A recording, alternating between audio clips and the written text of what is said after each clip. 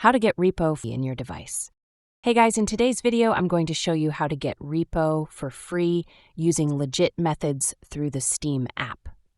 So make sure to watch this video till the end, and let's get started. First, launch the Steam desktop app. If you don't have it installed yet, go to store.steampowered.com, download it, and log in or create a new account. Click on the search bar, type Repo and press enter.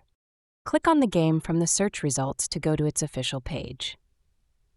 Steam frequently offers free weekends, midweek madness, or seasonal sales like summer sale or winter sale. During these promotions, games like Repo are sometimes completely free to play for a limited time or heavily discounted, even 100% off. If Repo is currently free, you'll see a button that says Play Game or Install instead of the price.